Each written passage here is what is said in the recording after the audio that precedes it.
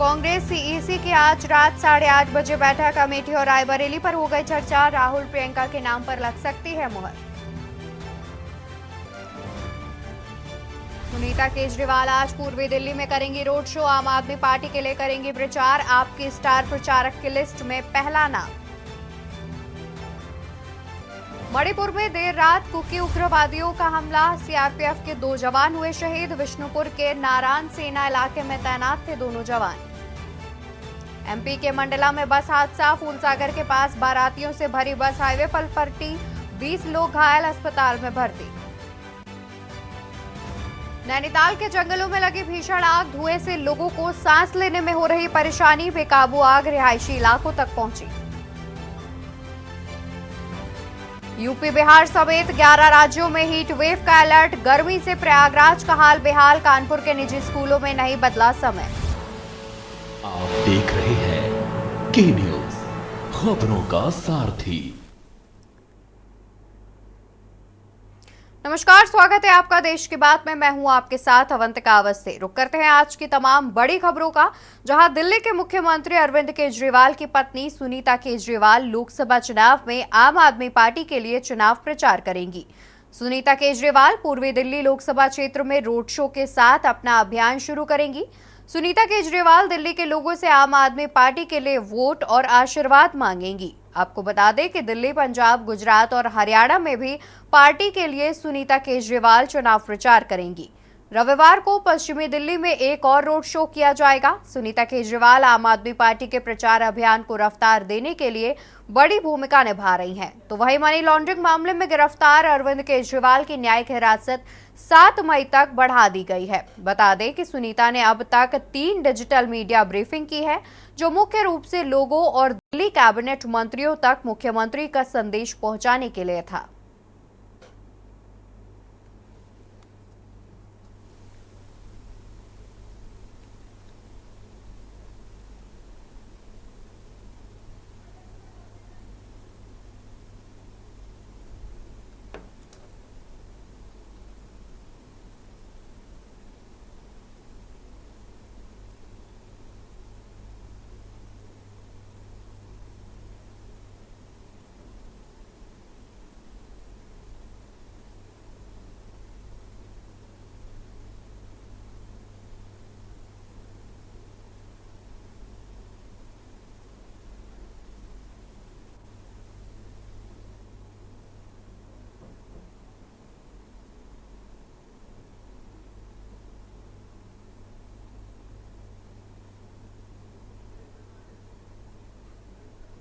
और इसी खबर पर ज्यादा जानकारी के लिए हमारे साथ संवाददाता प्रवेश शर्मा भी जुड़े हुए हैं। प्रवेश, देखा जाए तो दिल्ली के मुख्यमंत्री अरविंद केजरीवाल के अनुपस्थिति में उनकी जो पत्नी है सुनीता केजरीवाल, वो आम आदमी पार्टी को एक तरीके से रफ्तार देने का काम कर रही हैं, प्रचार प्रसार का काम कर रही है। क्या कुछ जानकारी है इस पर? बिल्कुल, देखिए मैं आपको बता दूं कि सुनीता केजरीवाल अरविंद केजरीवाल की पत्नी है और लगातार वो आम आदमी पार्टी के लिए कैंपेन कर रही हैं और वो आम आदमी पार्टी के स्टार प्रचारक की लिस्ट में भी शामिल है। सीधे तौर पर मैं बता दूं कि अरविंद केजरीवाल जब से जेल में गए तब से उनकी पत्नी सुनीता केजरीवाल आम आदमी पार्टी को आगे की ओर अग्रसर करने का काम कर रही है। विशेष रूप से बता दूं, लोकसभा चुनाव के 2 जो कैंपेन है, सीधे तौर पर कहें जो वोटिंग है वो हो चुकी है, लेकिन अब जो है सीधे तौर पर पूर्वी दिल्ली के चुनाव में हमें दिल्ली में भी अब कुछ सीटें हैं, 7 सीटों को लेकर मतदान होना है, जिसमें 4 सीटों पर आम आदमी पार्टी चुनाव लड़ रही है तो 3 सीटों पर कांग्रेस चुनाव लड़ रही है। लेकिन आम आदमी पार्टी के लिए विशेष रूप से अरविंद केजरीवाल की पत्नी आज पूर्वी दिल्ली में एक रोड शो निकालेंगी और सीधे तौर पर मैं बता दूं जनता को संबोधित कर वोट मांगने की कोशिश करेंगी। इसके अलावा अरविंद केजरीवाल जिस तरीके से जेल में बंद है, उनके लिए लोगों से आशीर्वाद मांगेगी, दुआएं मांगेगी ताकि वो जल्द से जल्द जेल से बाहर आ सके।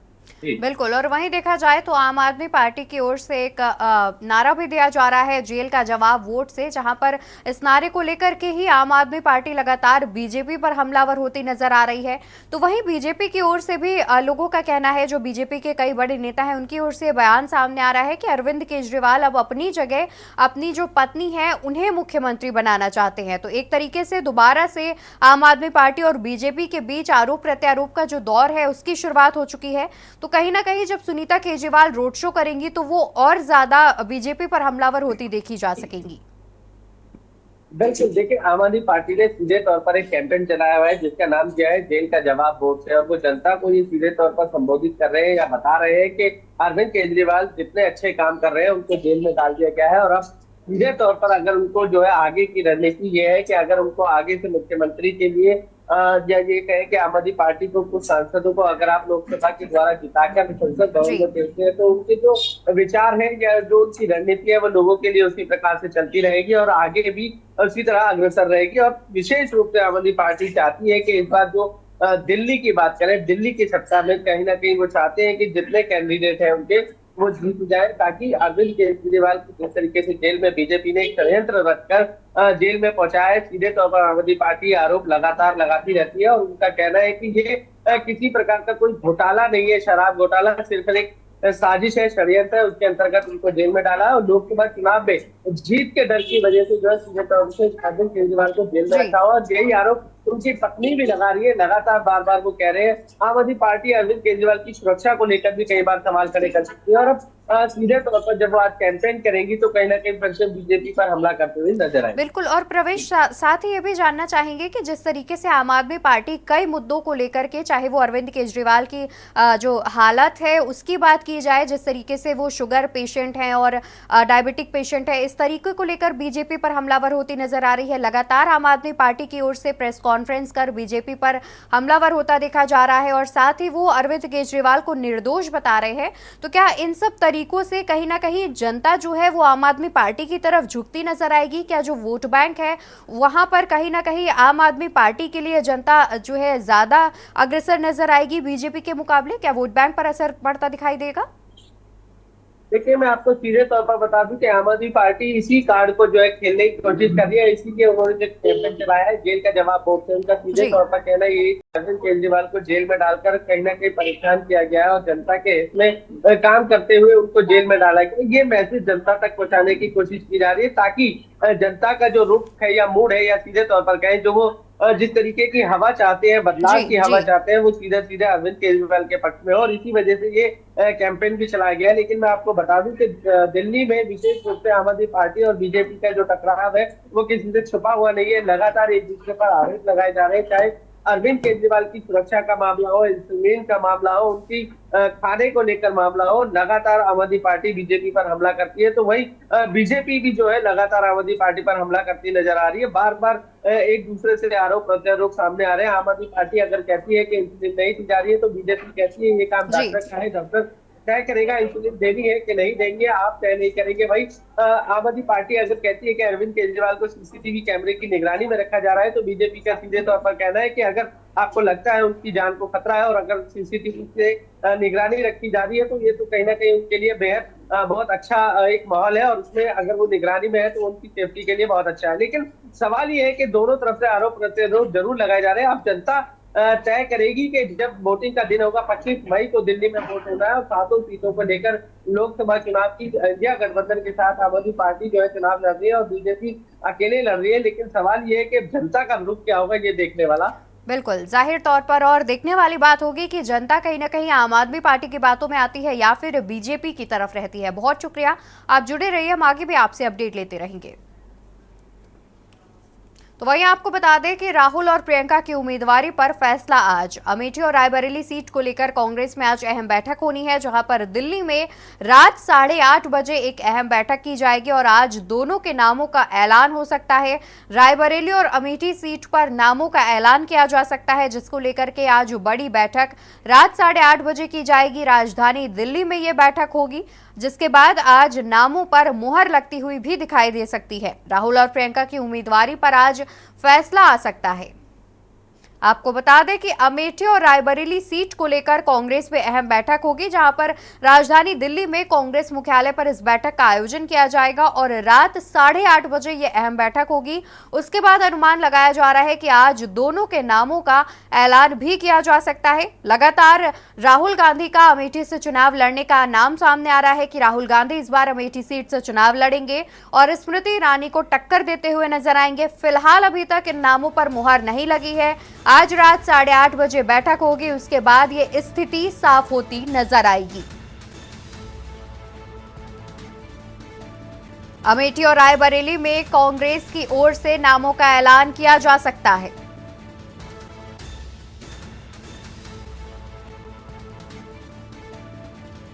प्रियंका और राहुल की उम्मीदवारी पर फैसला आज। अमेठी और रायबरेली सीट को लेकर स्थिति हो सकती है साफ।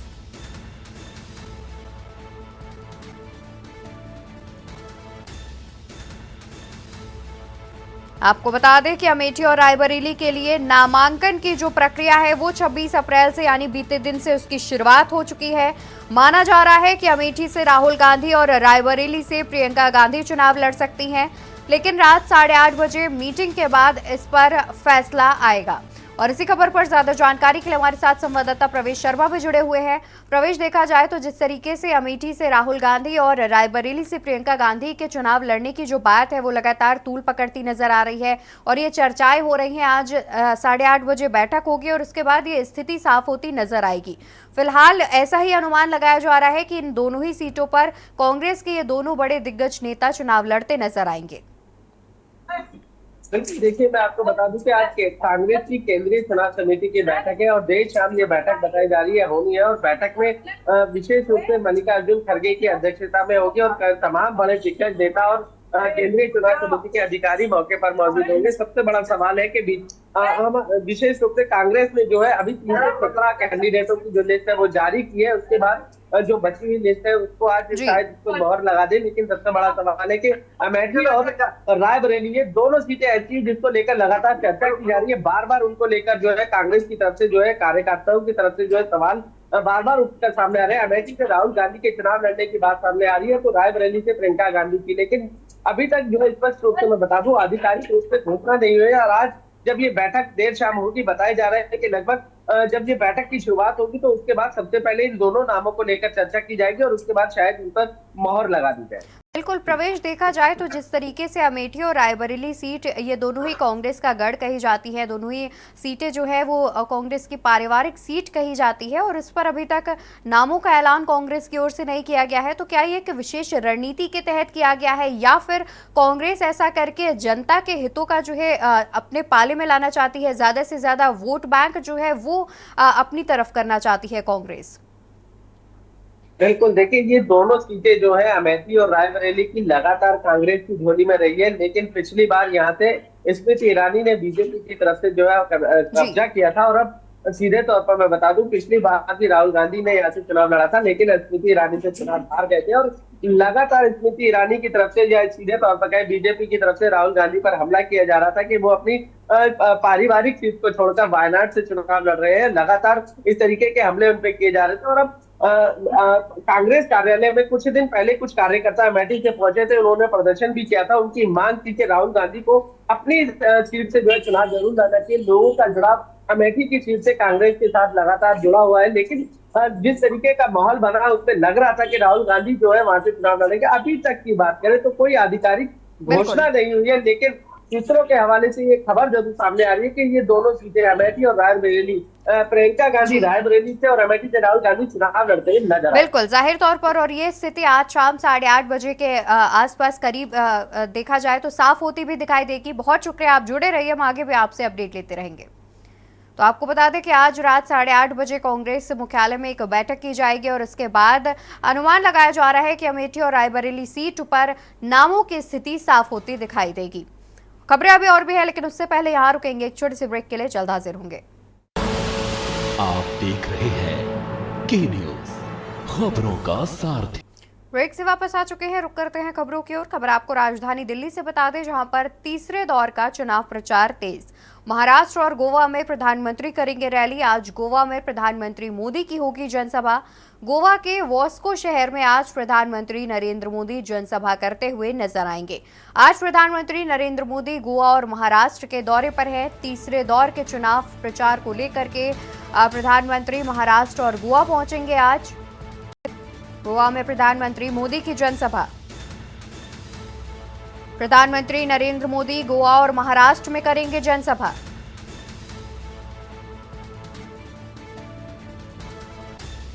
बता दें कि प्रधानमंत्री का आज गोवा दौरा है, जहां पर वो गोवा और महाराष्ट्र में जनसभा करेंगे।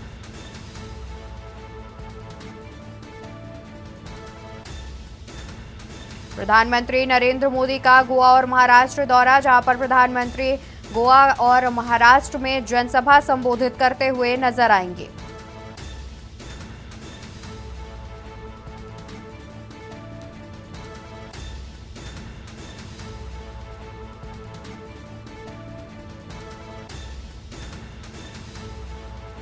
आपको बता दें कि प्रधानमंत्री नरेंद्र मोदी लोकसभा चुनाव के लिए महाराष्ट्र और गोवा में चुनाव प्रचार करने के लिए पहुंचेंगे।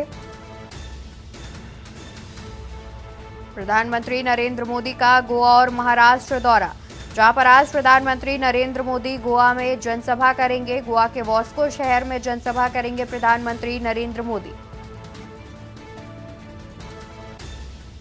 और इसी खबर पर ज्यादा जानकारी के लिए हमारे साथ संवाददाता प्रवेश शर्मा जुड़े हुए हैं। प्रवेश, देखा जाए तो आज प्रधानमंत्री गोवा और महाराष्ट्र के दौरे पर हैं, क्या कुछ जानकारी है इस पर?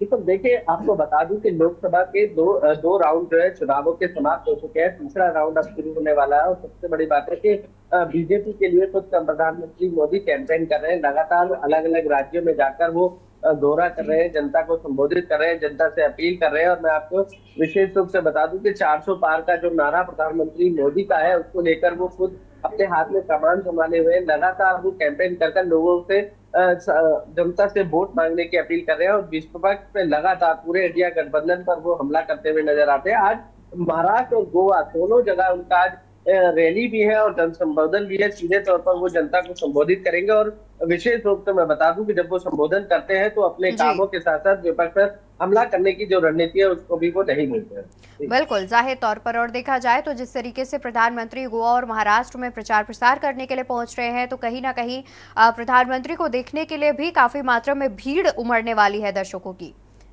और बहुत शुक्रिया प्रवेश, जुड़े रहिए भी, हम आगे भी आपसे अपडेट लेते रहेंगे। तो आपको बता दें कि प्रधानमंत्री आज गोवा और महाराष्ट्र दौरे पर है, जहां पर वो गोवा और महाराष्ट्र में रैली करते हुए नजर आएंगे। जनसभा को भी प्रधानमंत्री नरेंद्र मोदी संबोधित करेंगे। और यहां रुकेंगे एक और छोटी सी ब्रेक के लिए, जल्द हाजिर होंगे। आप देख रहे हैं के न्यूज, खबरों का सार।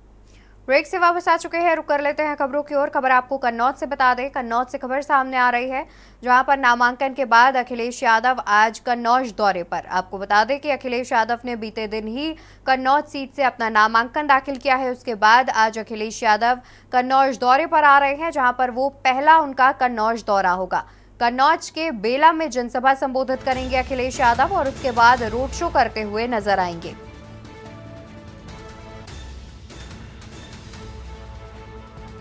बेला में जनसभा के बाद अखिलेश यादव करेंगे रोड शो।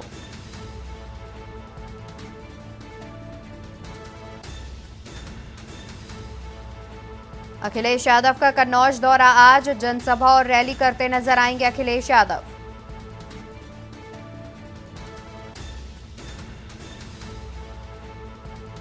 अखिलेश यादव का नामांकन के बाद पहला कन्नौज दौरा। नामांकन के बाद अखिलेश यादव का पहला कन्नौज दौरा।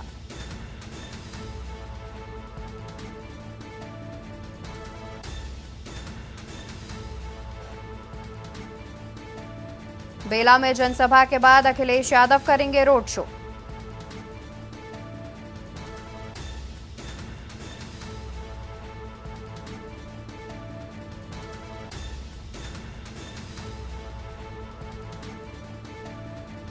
नामांकन के बाद अखिलेश यादव का पहला कन्नौज रोड शो, जहां पर बेला में जनसभा के बाद अखिलेश यादव रोड शो करते हुए नजर आएंगे। 6 बजे मेडिकल कॉलेज में खत्म होगा रोड शो। आज जिले के दौरे पर रहेंगे अखिलेश यादव। कन्नौज जिले के दौरे पर अखिलेश यादव पहुंच रहे हैं। नामांकन के बाद ये पहला अखिलेश का कन्नौज दौरा है। कन्नौज से नामांकन दाखिल करने के बाद पहला कन्नौज दौरा है अखिलेश यादव का, जहां पर वो एक जनसभा संबोधित करेंगे और उसके बाद एक रैली करते हुए भी नजर आएंगे। आज जिले में अखिलेश यादव का नामांकन के बाद पहला रोड शो। बेला में जनसभा के बाद अखिलेश करेंगे रोड शो। 6 बजे मेडिकल कॉलेज में रोड शो होगा खत्म। आज जिले के दौरे पर रहेंगे अखिलेश यादव। नामांकन के बाद अखिलेश यादव का पहला कन्नौज दौरा। बेला में जनसभा के बाद अखिलेश यादव करेंगे रोड शो।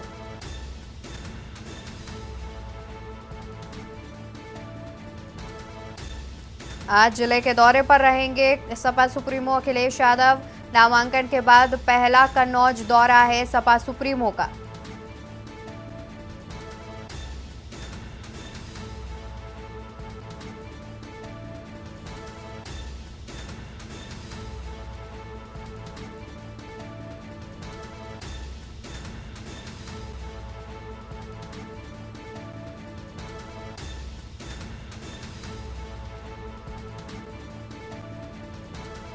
और इसी खबर पर ज्यादा जानकारी के लिए हमारे साथ संवाददाता शिबू सैनी भी जुड़े हुए हैं। शिबू, देखा जाए तो कल अखिलेश यादव ने कन्नौज से नामांकन अपना भरा है और उसके बाद आज वो पहली बार कन्नौज दौरे पर आ रहे हैं नामांकन के बाद, और वहां पर जनसभा और रोड शो करते हुए नजर आएंगे। क्या कुछ अधिक जानकारी है? आपको बता दें, कन्नौज में सांसद सुब्रत पाठक ने जिस तरह चुनौती दी थी सुब्रत पाठक को कन्नौज को चुनाव लड़ने के लिए, वहीं अखिलेश यादव ने उनकी चुनौती को माना और कन्नौज को चुनाव जनता के बीच आए हैं। अब वो आज वहां जनसभा करेंगे बेला में, उसके बाद में रोड शो करेंगे, 6 बजे समाप्त करेंगे। बिल्कुल। और शिबू, देखा जाए तो जिस तरीके से बीजेपी की ओर से सांसद सुब्रत पाठक इस बार कन्नौज मैदान में दोबारा से उन्हें टिकट दी गई है और अखिलेश यादव अब समाजवादी पार्टी की ओर से चुनावी मैदान में है, तो कहीं ना कहीं ये मुकाबला काफी दिलचस्प होता नजर आ रहा है। क्या जो जनता का झुकाव है वो समाजवादी पार्टी की ओर देखा जा रहा है? क्योंकि कन्नौज सीट हमेशा से ही देखा जाए तो अमूमन समाजवादी पार्टी के ही खेमे में रही है। सांसद सुब्रत पाठक लगातार अपनी चर्चा में रहे। आज पहली बार नहीं, उनका लगातार चर्चा में, जब से सांसद बने वो लगातार चर्चा में रहे। कार्यकर्ता के चक्कर में सिपाही को पीटते हैं, कहीं पर तहसीलदार को पीटते हैं, लगातार सुर्खियों में। जनता भी उनसे नाराज है काफी। अखिलेश यादव की तरफ जनता बढ़ने की कोशिश कर रही है पूरी तरह। बिल्कुल, यानी कि कन्नौज में अगर जनता के रुख की बात की जाए तो कहीं ना कहीं जनता जो है वो समाजवादी पार्टी के खेमे में जाती दिख रही है। जी, और इस तरह जनता जो है समाजवादी पार्टी का दामन थामने की कोशिश कर रही है। उनका साफ तौर पे जनता का लोगों का कहना है, हम सपोर्ट तो करेंगे भाजपा का, अंदर से सपा का सपोर्ट करेंगे। अच्छा, तो यानी कि वहां पर जो है जनता अभी बीजेपी प्रत्याशी से खुश नजर नहीं आ रही है, और जिस तरीके से समाजवादी पार्टी की ओर से अखिलेश यादव खुद चुनावी मैदान में है, तो कहीं ना कहीं यहाँ पर मुकाबला इस सीट पर काफी दिलचस्प होता नजर आ रहा है। बहुत शुक्रिया शिबू आपका ज्यादा जानकारी दर्शकों तक पहुंचाने के लिए। तो आपको बता दें कि सपा सुप्रीमो अखिलेश यादव कन्नौज से चुनाव लड़ रहे हैं, जहां पर वो नामांकन करने के बाद पहली बार पहुंच रहे हैं कन्नौज और वहां पर जनसभा और रोड शो करते नजर आएंगे। बता दें कि बीते दिन ही कन्नौज से अखिलेश यादव ने नामांकन फाइल किया था और बीजेपी की ओर से मौजूदा सांसद सुब्रत पाठक मैदान में है और इस बार इस सीट पर मुकाबला बीजेपी और सपा के बीच काफी दिलचस्प होने वाला है।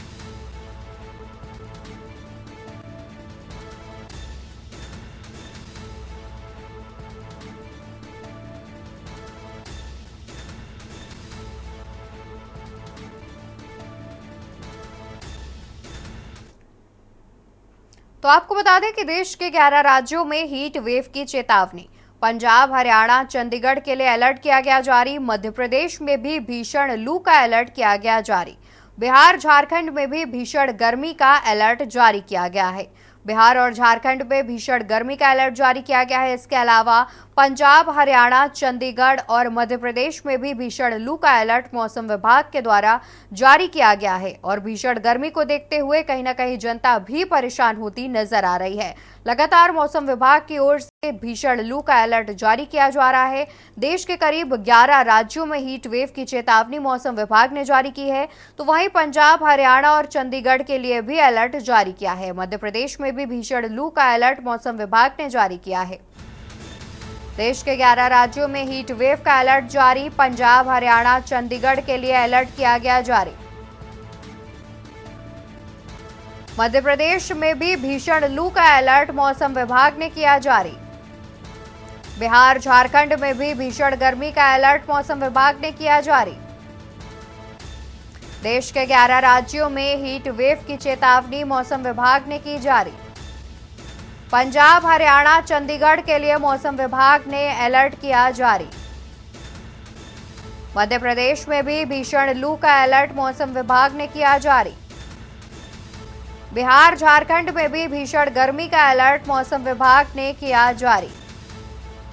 देश के 11 राज्यों में हीट वेव की चेतावनी मौसम विभाग ने की जारी। पंजाब, हरियाणा, चंडीगढ़ के लिए भी मौसम विभाग ने अलर्ट किया जारी।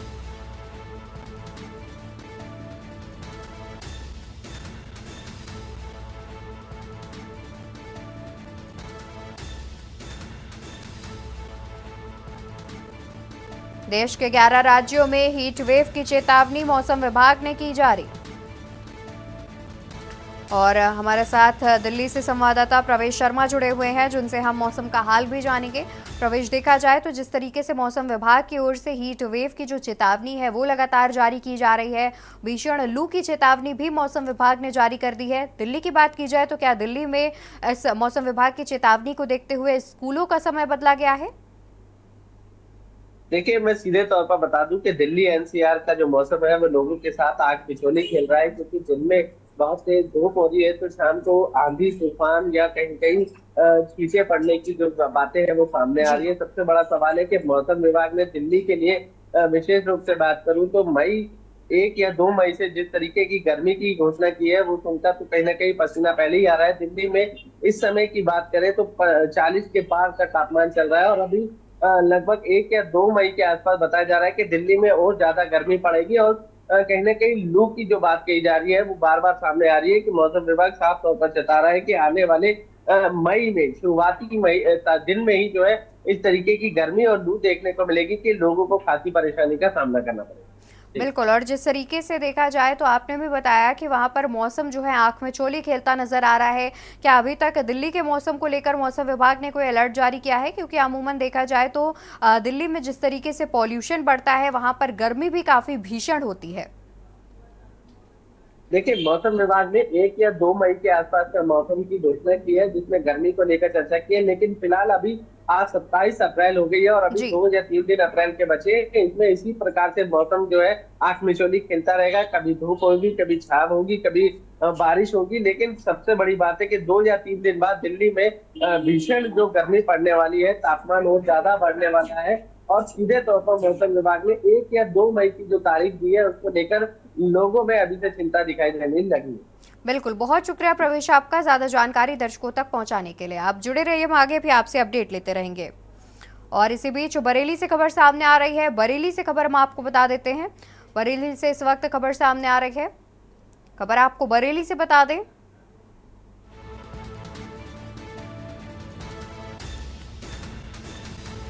जौनपुर से बरेली जेल लाया जा रहा है धनंजय सिंह।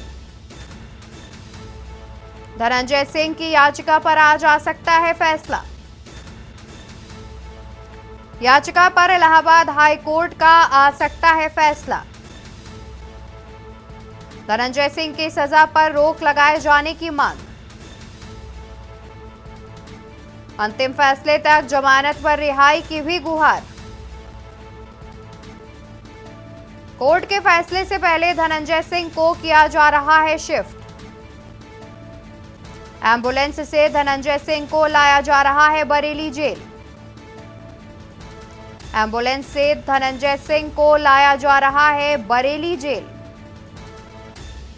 जौनपुर से बरेली पहुंचने में लगेगा 8 घंटे का समय। अगर मिल गई राहत तो धनंजय लड़ सकता है चुनाव। धनंजय की पत्नी श्रीकला को बीएसपी से मिला है टिकट। बरेली जेल लाया जा रहा है पूर्व सांसद धनंजय सिंह। और इसी खबर पर ज्यादा जानकारी के लिए हमारे साथ ब्यूरो चीफ शानू कुमार जुड़े हुए हैं। शानू जी, देखा जाए तो आज धनंजय सिंह की याचिका पर फैसला आ सकता है और उसे साथ ही बरेली जेल भी शिफ्ट किया जा रहा है। जानकारी सामने है कि अगर फैसले में राहत मिलती है तो चुनाव भी लड़ सकता है धनंजय। देखिए अमन जी का निश्चित तौर पे जो पूर्व बाहुबली सांसद है धनंजय सिंह लगातार ये विवादों में घिरे चले आ रहे थे और इनको अभी तक हाईकोर्ट की तरफ से राहत नहीं मिली है। तमाम फैसले आए लेकिन लगातार याचिकाएं डाली गई, लेकिन सभी याचिकाएं अब तक खारिज हुई। आज भी इस मामले में फैसला आना है, लेकिन इसी बीच एक नई खबर ये आती है कि इसमें जो जौनपुर से जो है जो धनंजय सिंह है, इनको अब बरेली जेल में शिफ्ट किया जा रहा है। और अभी तक ये जौनपुर में शिफ्ट जेल में बंद थे, लेकिन अब इनको बरेली की जेल में शिफ्ट किया जा रहा है। इससे पहले जो सभी जो व्यवस्था है वो इनको एम्बुलेंस के माध्यम से इनको बरेली लेकर के आ रहे हैं, और करीब 7 से 8 घंटे के अंदर जो है ये बरेली जेल तक पहुंच जाएंगे और इनको शिफ्ट किया जाएगा। अभी तक की जो जानकारी है उसमें बरेली की जो जिला जेल 2 है उसमें इनको शिफ्ट किया जाएगा, और सुरक्षा व्यवस्थाओं के कारणों से इनको बरेली जेल में शिफ्ट किया जा रहा है। आपने देखा होगा पहले भी तमाम तरीके के जेलों से तमाम तरीके की खबरें आती थी कि अपराधी भाग गए, और बड़ी खबर ये थी कि जो अशरफ था, अतीक का भाई अशरफ था, वो भी बरेली जेल में बंद था। तो कहीं ना कहीं ऐसी सुरक्षा को देखते हुए कि बरेली जेल में सुरक्षा जो व्यवस्था है वो चाक चौबंद है, इसी को ले चलते अब इनको बरेली जेल में शिफ्ट किया जा रहा है। बिल्कुल, और जिस तरीके से जानकारी सामने आ रही है कि उन्हें राहत अगर मिली तो वो चुनाव भी लड़ सकते हैं, तो अभी फिलहाल अगर अनुमान लगाया जाए तो क्या जो है याचिका पर सुनवाई के बाद उन्हें राहत भी मिल सकती है? देखिए, निश्चित तौर पे आज हाईकोर्ट में इनके पूरे मामले पर सुनवाई होनी है, और उसी मामले पर आज जैसे ही करीब 2 बजे इस पूरे मामले पर फैसला आने की संभावना जताई जा रही है। और जब फैसला आएगा, अगर उस कोर्ट के मामले में इनको अगर राहत मिलती हुई नजर आती है, अगर कोर्ट इनको राहत देता है, तो कहीं ना कहीं जौनपुर से जो बीएसपी प्रत्याशी इनकी पत्नी है, बहुजन समाज पार्टी ने इनकी पत्नी को प्रत्याशी बनाया है, तो कहीं ना कहीं जो जौनपुर की राजनीति है उसमें बदलाव हो सकता है। और खासतौर पर से धनंजय सिंह को बहुजन समाज पार्टी जो है अपना प्रत्याशी बना सकती है, या फिर अगर धनंजय सिंह समाजवादी पार्टी से चुनाव लड़ते तो कहीं ना कहीं समाजवादी पार्टी भी उनके पक्ष में उनको अपना टिकट दे सकती है। तो अभी बहुत बड़ी बात कहना बहुत जल्दबाजी होगी, लेकिन अनुमान अंदाजा जताया जा रहा है कि जल्द से जल्द जो है जैसे ही फैसले में राहत मिलेगी, और कहीं ना कहीं जो जौनपुर की राजनीति है उसमें बड़ा बदलाव देखने को मिलेगा। बिल्कुल, जाहिर तौर पर, और जिस तरीके से फिलहाल अभी हमें कोर्ट के फैसले का इंतजार करना होगा, उसके बाद ही कुछ कहना जो है मुनासिब होगा। बहुत शुक्रिया शानू जी आपका ज्यादा जानकारी हमारे दर्शकों तक पहुंचाने के लिए। तो आपको बता दें कि धनंजय सिंह को बरेली जेल शिफ्ट किया जा रहा है और आज याचिका पर इलाहाबाद हाईकोर्ट में सुनवाई होनी है। जानकारी सामने आ रही है कि अगर उन्हें जो है राहत मिलती है कोर्ट की ओर से, तो कहीं ना कहीं जौनपुर की जो राजनीति है उसमें बड़ा बदलाव आ सकता है। राहत मिलने के बाद धनंजय सिंह चुनाव भी लड़ सकता है।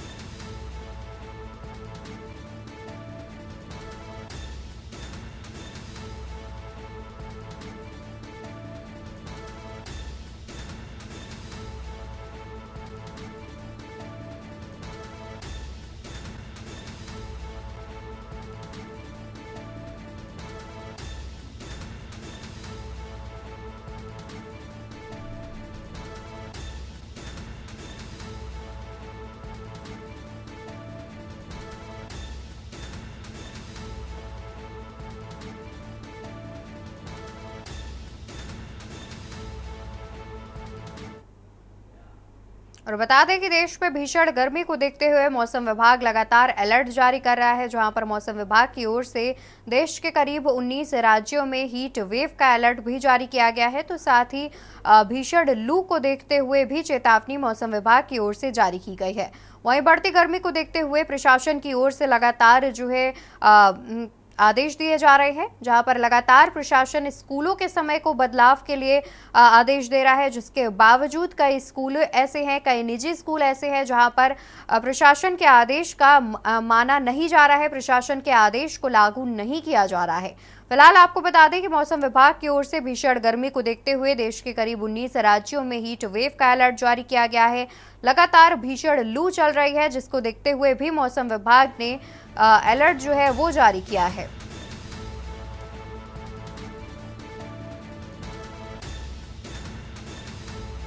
तो आपको बता दें कि देश में अलर्ट जारी किया गया है भीषण गर्मी को देखते हुए, तो वहीं मध्य प्रदेश में भी भीषण लू को लेकर के अलर्ट जारी किया गया है।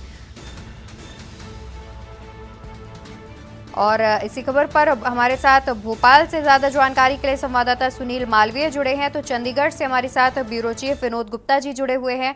सबसे पहले हमारे ब्यूरो चीफ विनोद गुप्ता जी का रुख कर लेते हैं। विनोद जी, देखा जाए तो जिस तरीके से भीषण गर्मी है और हीट वेव को लेकर के भी मौसम विभाग लगातार अलर्ट जारी कर रहा है, चंडीगढ़ की बात की जाए तो क्या बढ़ती गर्मी को देखते हुए चंडीगढ़ प्रशासन की ओर से कुछ अहम फैसले लिए गए हैं? हिसाब से मौसम में बदलाव आ रहा है और कहीं ना कहीं कभी बारिश का है तो कभी तेज हवाओं की जो खासकर चंडीगढ़ पंजाब हरियाणा के हमें देखने को मिला, तो कहीं ना कहीं प्रशासन ने भी किसी तरह का कोई बदलाव या कोई किसी तरह का आदेश अभी गर्मी को लेकर नहीं दिया। हाँ, इतना जरूर है कि आने वाले समय में मई के मौसम के अंदर, मई के महीने के अंदर जरूर प्रशासन जो है बदलाव करेगा, चाहे स्कूलों का हो चाहे ऑफिस के समय हो। पिछले समय हमने देखा था कि पंजाब के अंदर पंजाब सरकार ने जो है ऑफिस का टाइमिंग जो सुबह 6 बजे से लेकर सुबह 11-12 बजे तक कर दिया था, 2 बजे तक कर दिया था। तो कहीं ना कहीं हाँ, जब मौसम ज्यादा कड़ाके की धूप होती है, निकलेगी या कुछ होगा, तो कहीं ना कहीं प्रशासन चाहे वो हरियाणा का हो चाहे पंजाब या चंडीगढ़ का, समय में जरूर बदलाव करते हैं। जी बिल्कुल। और देखा जाए तो लगातार जानकारी ये भी सामने आ रही है कि निजी स्कूल जो प्रशासन के आदेश हैं उनकी अवहेलना कर रहा है और आदेश नहीं माने जा रहे हैं। क्या उन पर भी कोई सख्त कार्रवाई की बात सामने आई है? तो जिस हिसाब से आप हरियाणा में आपने देखा था, एक कनीना के अंदर एक बड़ा बस हादसा हुआ था, छुट्टी के दिन जो है स्कूल चलाया जा रहा था। हाँ, कई स्कूल ऐसे थे कि प्रशासन की अवहेलना कर रहे थे आदेशों की। तो जिस हिसाब से हरियाणा के अंदर सरकार, चाहे वो परिवहन मंत्रालय हो चाहे कोई भी विभाग हो, सबने सख्ताई की। तो सबसे कहीं ना कहीं जो स्कूलों की, प्राइवेट स्कूलों की बात करें, उनके अंदर के रूल एंड रेगुलेशन को मानने की मजबूरी कह लीजिए या जरूरी कह लीजिए, हो गया था। हाँ, पंजाब के अंदर कुछ ऐसे स्कूल है जहाँ पर अभी भी मनमानी है, क्योंकि जब तक बड़ा हादसा नहीं होता, चाहे वो परिवहन से लेकर हो, चाहे गर्मी से लेकर हो, चाहे खान पान से लेकर हो, तब तक प्रशासन नहीं जागता, ना स्कूल प्रशासन जागता है। तो कहीं ना कहीं आने वाले समय में अगर हरियाणा से सबक लेकर पंजाब प्रशासन भी सख्ताई करेगा, तो स्कूलों की जो मनमानी है, कई स्कूलों की मनमानी, हम सारे स्कूल को नहीं कह सकते, कई स्कूलों की मनमानी अब चंडीगढ़ में देखने को मिली है। तो प्रशासन सख्त होगा तो कहीं ना कहीं स्कूल प्रशासन को भी इसका अंदेशा भी होगा और वो रूल एंड रेगुलेशन पे आएंगे। जी बिल्कुल। और हमारे साथ भोपाल से लगातार संवाददाता सुनील मालवीय भी जुड़े हुए हैं। सुनील, आपका रुख कर लेते हैं और आपसे जानना चाहेंगे, जिस तरीके से भीषण गर्मी पड़ रही है और मध्य प्रदेश में भी भीषण लू और हीट वेव को लेकर के मौसम विभाग के द्वारा अलर्ट जारी किया गया है। मध्य प्रदेश की बात की जाए तो फिलहाल वहां पर प्रशासन ने क्या कुछ जो फैसले हैं वो लिए हैं? जी देखिए, बिल्कुल अवंतिका, निश्चित तौर से मध्य प्रदेश में जो पारा है, तापमान है, वो 40 डिग्री के पार है और लू का प्रकोप जारी है, गर्मी का प्रकोप जारी है। लेकिन अगर बात की जाए स्थानीय प्रशासन की, तो स्थानीय प्रशासन की अभी इस ओर कोई कदम नहीं उठाए। लेकिन अगर स्व सहायता जो समूह है, जो एनजीओ वगैरह रहते हैं, वो एनजीओ वगैरह, उन लोगों ने जहां पर जो मटके रखे जाते हैं पानी के लिए, तो वो उन्होंने जहाँ पर पेड़ के नीचे मटके रखे हैं पानी के लिए। कई संस्थाएं ऐसी हैं जिन्होंने प्याऊ बनवा दिए हैं, क्योंकि अभी गर्मी भी है, लू का प्रकोप भी जारी हो, इसमें प्यास भी लगती, तो क्या पानी का भी उन्होंने अपने स्व सहायता से पानी का भी इंतजाम किया गया। लेकिन अभी जो स्थानीय प्रशासन है उनकी ओर से कोई खास कड़े कदम नहीं उठाए गए। जी अवंतिका। बिल्कुल। और वहीं अगर स्कूलों की बात की जाए तो अमूमन भीषण गर्मी को देखते हुए स्कूलों के समय में भी बदलाव किया जाता है। तो क्या अभी तक मध्य प्रदेश में कुछ इस तरीके के आदेश जो है वो लागू किए गए हैं? जी देखिए, बिल्कुल निश्चित तौर से अभी इस प्रकार के कोई आदेश मध्य प्रदेश सरकार ने जारी नहीं किए, ना प्रशासन ने जारी किए। इस बार जो स्कूलों का जो टाइमिंग है वो तो अभी लगी रही है। लेकिन हाँ, एक बात जरूर है, हो सकता है अभी जो अप्रैल का एंडिंग चल रहा, हो सकता है मई आने वाले महीने में वो कुछ पहले भी जैसे स्कूल का टाइम चेंज किया था, फिर उन्होंने जो मध्य प्रदेश की जो ट्रैफिक पुलिस है, जो चेकिंग करती है, उनको भी राहत देने के लिए, उनको भी सुबह शाम चेकिंग करने के लिए बोला था, दिन में चेकिंग नहीं करेंगे। तो कहीं ना कहीं एक ऐसे कदम उठाए थे। लेकिन अब देखने वाली बात होगी कि जो सरकार है और प्रशासन है किस प्रकार का निर्णय लेती है गर्मी को देखते हुए, देखने वाली बात है। बिल्कुल, बहुत शुक्रिया आप दोनों का ज्यादा जानकारी दर्शकों तक पहुंचाने के लिए। तो आपको बता दें कि भीषण गर्मी को देखते हुए लगातार मौसम विभाग की ओर से चेतावनी जारी की जा रही है, जहां पर देश के करीब 11 राज्यों में हीट वेव की चेतावनी मौसम विभाग की ओर से जारी की गई है। और यहाँ रुकेंगे एक छोटे से ब्रेक के लिए, जल्द हाजिर होंगे। आप देख रहे हैं के न्यूज़, खबरों का ब्रेक से वापस आ गए हैं, रुक करते हैं खबरों की ओर। खबर आपको बता दें, जहां पर लोकसभा चुनाव को देखते हुए पुलिस की कार्यवाही, आपराधिक इतिहास वालों को किया चिन्हित, 26 सशस्त्र लाइसेंस धारकों की पहचान की, मलिहाबाद थाने के 16 लोगों के निरस्त किए गए लाइसेंस। आपको बता दें कि लोकसभा चुनाव को देखते हुए पुलिस ने की है बड़ी कार्रवाई, आपराधिक इतिहास वालों को किया चिन्हित। 26 सशस्त्र लाइसेंस धारकों की पहचान। मलिहाबाद थाने के 16 लोगों के निरस्त किए लाइसेंस। लोकसभा चुनाव को देखते हुए पुलिस की कार्यवाही। आपराधिक इतिहास वालों को किया चिन्हित। 26 सशस्त्र लाइसेंस वालों की पहचान। मलिहाबाद थाने के 16 लोगों के लाइसेंस होंगे निरस्त। लोकसभा चुनाव को देखते हुए पुलिस की कार्यवाही। आपराधिक इतिहास वालों को पुलिस ने किया चिन्हित। 26 सशस्त्र लाइसेंस धारकों की पहचान।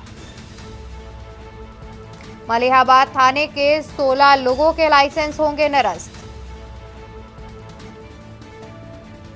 लोकसभा चुनाव को देखते हुए पुलिस की कार्यवाही। आपराधिक इतिहास वालों को पुलिस ने किया चिन्हित।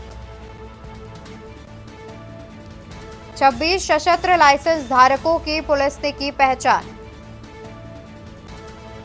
मलिहाबाद थाने के 16 लोगों के लाइसेंस होंगे निरस्त। लोकसभा चुनाव को देखते हुए पुलिस की कार्यवाही। आपराधिक इतिहास वालों को पुलिस ने किया चिन्हित।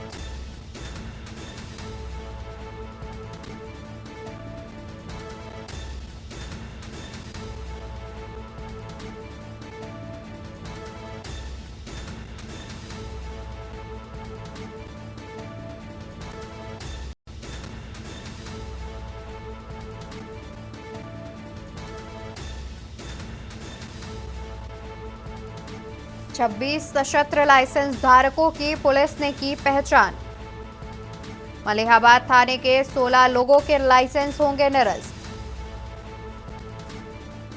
लोकसभा चुनाव को देखते हुए पुलिस की कार्यवाही।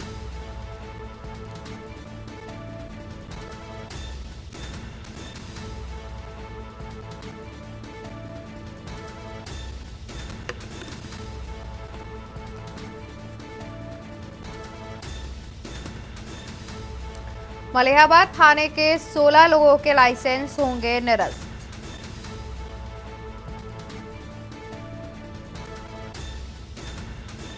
और इस खबर पर ज्यादा जानकारी के लिए हमारे साथ संवाददाता भरत सेठी जुड़े हुए हैं। भरत, देखा जाए तो 26 सशस्त्र लाइसेंस धारकों की पहचान कर ली गई है, जिसके बाद पुलिस उनके लाइसेंस निरस्त करेगी। क्या कुछ जानकारी है? देखिए, बिल्कुल राजधानी लखनऊ में जो जिनका इतिहास है उनको खंगाला जा रहा है लोकसभा चुनाव के मद्देनजर, और ये देखा जा रहा है कि क्या उनके लाइसेंस हैं कि कैंसिल कर दिए गए। अब उनके आपराधिक इतिहास में अगर देखा गया कि 26 लोग ऐसे हैं जिनके सशस्त्र लाइसेंस है और उनका आपराधिक इतिहास काफी लंबा चौड़ा है और उनके लाइसेंस पर कोई भी कार्रवाई नहीं हुई है। अब करीबन अगर बात करें 16 लोग ऐसे हैं जिनके जो लाइसेंस है रिवॉल्वर के, तो उनको निरस्त करने के लिए कह दिया गया। टोटल अगर बात करें काउंटिंग की, 26 ऐसे लाइसेंस धारक हैं जिनके अब लाइसेंस राजधानी लखनऊ में निरस्त कर दिए गए हैं। करने की प्रक्रिया उसकी शुरुआत हो गई है। फिलहाल आगे ऐसे और भी जांच की जा रही है, तमाम थानों पर विवेचना की जा रही है कि कौन से ऐसे जो आपराधिक इतिहास वाले लोग हैं जिनके लाइसेंस अभी निरस्त नहीं किए गए। आगे और भी देखा जा सकता है कि जितने भी लाइसेंस और लोगों के हैं जो आपराधिक इतिहास से जिनका जुड़ा है मामला पूरा, वो लाइसेंस और भी रद्द हो सकते हैं, उनकी प्रक्रिया और भी आगे फॉलो की जा सकती है। फिलहाल अभी अगर बात करें तो 26 लोग ऐसे हैं जिनके जो लाइसेंस निरस्त करने के लिए उसकी प्रक्रिया है उसकी शुरुआत हो चुकी है। जी बिल्कुल, बहुत शुक्रिया भरत आपका ज्यादा जानकारी दर्शकों तक पहुंचाने के लिए। आप बने रहिए, हम आगे भी आपसे अपडेट लेते रहेंगे। तो आपको बता दें कि मलिहाबाद थाने के 16 लोगों के लाइसेंस निरस्त करने का कार्य किया जाएगा। फिलहाल इसी तरीके से अलग अलग थानों में भी ऐसे कार्य किए जाएंगे जहां पर पुलिस लोगों को चिन्हित कर उनके लाइसेंस निरस्त करती हुई नजर आएगी।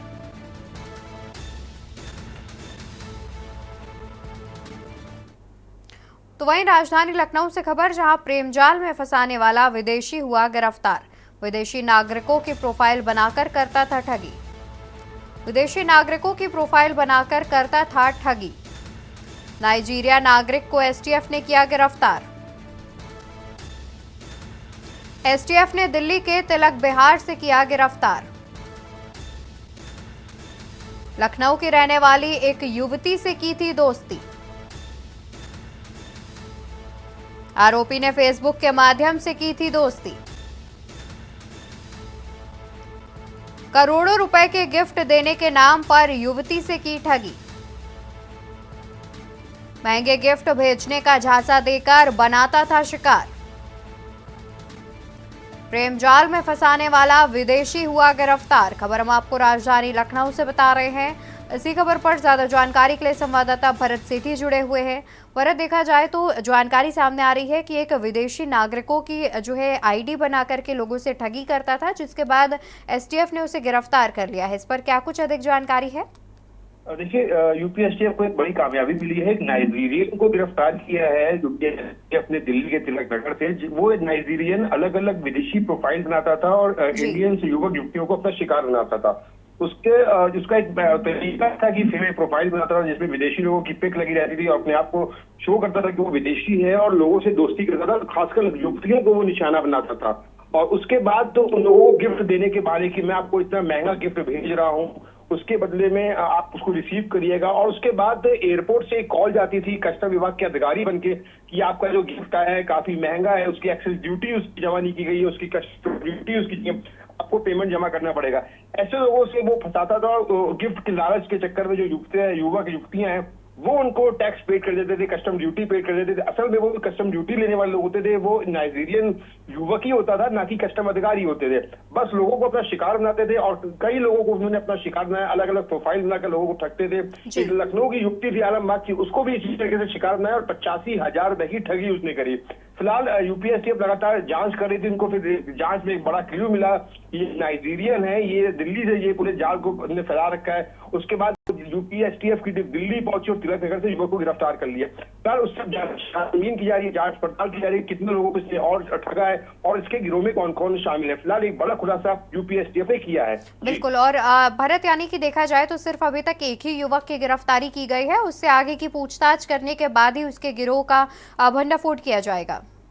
देखिए, बिल्कुल जांच जो है वो मेन युवक है, वो भी नाइजीरियन है जिसका नाम प्लेट अबूजा बताया जा रहा है। इसी को गिरफ्तार किया गया है और इसके कितने सदस्य हैं जो इंडिया में एक्टिव हैं, जो विदेशी प्रोफाइल बनाकर अलग अलग लोगों को ठगते हैं, इससे जांच पड़ताल की जा रही है। पहले भी नाइजीरियन लोग गिरफ्तार हुए लोगों के ठगी के मामले में, इंडियन टूरिस्ट वीजा लेके आते और यहाँ पर लोगों को काम करते थे। फिलहाल इनके गिरोह से कौन कौन जुड़ा है, कौन कौन सदस्य अभी एक्टिव है, वहां तक एसटीएफ जरूर पहुंचने का काम करेगी। इसका खुलासा जरूर एसटीएफ आने वाले समय में कर सकती है। जी बिल्कुल, बहुत शुक्रिया भरत आपका ज्यादा जानकारी दर्शकों तक पहुंचाने के लिए।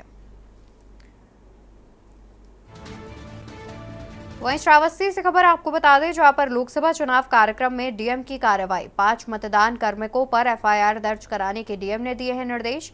प्रशिक्षण में न पहुंचने पर डीएम ने ये निर्देश दिए हैं। लोक प्रतिनिधित्व अधिनियम के तहत मामला दर्ज किया गया है।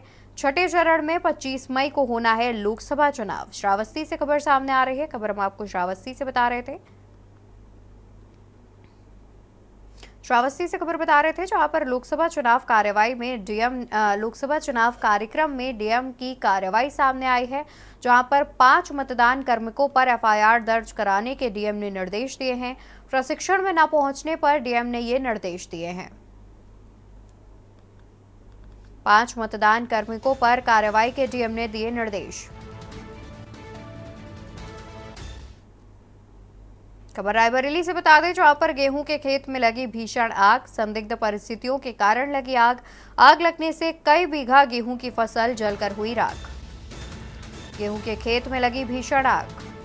संदिग्ध परिस्थितियों के कारण लगी आग। आग से कई बीघा गेहूं की फसल जलकर हुई राख। एकाना स्टेडियम में आईपीएल का मुकाबला आज। एलएसजी और आरआर के बीच होगी टक्कर। शाम 7:30 बजे से शुरू होगा मुकाबला। मैच को लेकर ट्रैफिक पुलिस ने एडवाइजरी की जारी। एकाना स्टेडियम में आईपीएल का होगा मुकाबला आज। खबर हम आपको बता दें, जहां पर मैच को लेकर ट्रैफिक पुलिस ने एडवाइजरी भी जारी कर दी है। दोपहर 3 बजे से लेकर रात के 12 बजे तक रूट रहेगा डाइवर्ट। शहीद पथ से स्टेडियम जाने वाले रास्ते होंगे बंद। और देश के बाद में मेरे साथ फिलहाल के लिए बस इतना ही। बाकी खबरों के लिए आप देखते रहिए के न्यूज इंडिया। नमस्कार। आप देख रहे हैं के न्यूज। खबरों का सारथी।